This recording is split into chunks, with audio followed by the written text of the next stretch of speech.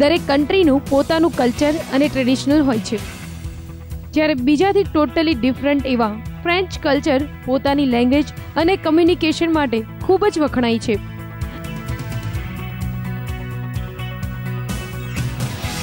અમદાવાદની Mahatma Gandhi international school ખાતે યોજાયું ફ્રેન્ચ કલ્ચર એક્સચેન્જ પ્રોગ્રામ, જ્યાં જોવા મળ્યા ફ્રાન્સના 11th ગ્રેડના સ્ટુડન્ટ્સ કે જે કરી રહ્યા હતા પોતાના કલ્ચરને શો. તો આ એક્સચેન્જ પ્રોગ્રામમાં ફ્રાન્સના સ્ટુડન્ટ્સની સાથે ગુજ્જુ સ્ટુડન્ટ્સે પણ કર્યો હતો ફ્રેન્ચ ડાન્સ.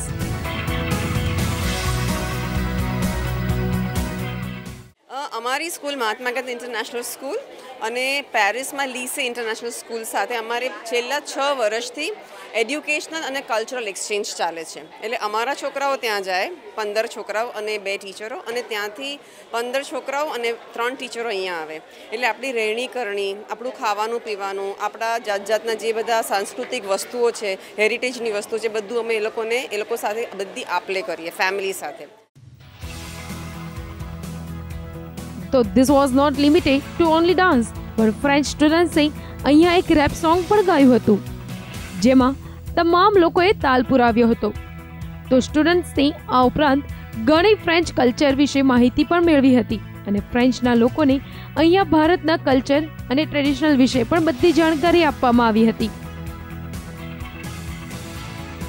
તો આ કલ્ચરલ એક્સચેન્જ પ્રોગ્રામમાં લગભગ 19 જેટલા સ્ટુડન્ટ્સ ફ્રાન્સથી આવ્યા હતા. And this exchange program was happening for 6th time in Ahmedabad.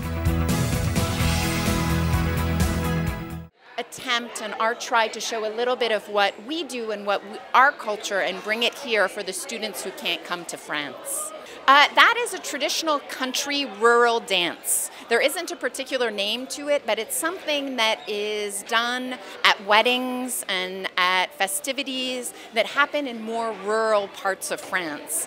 Urbanization now has changed and we see less and less of the traditional dances, but the kids know it and the kids are proud of it, and it is something to show to the other students that is very French. So this exchange program happens જેમાં ઇન્ડિયાના students પણ જાય છે ફ્રાન્સમાં and learn the culture also. Forum Shah, સંદેશ news, Ahmedabad.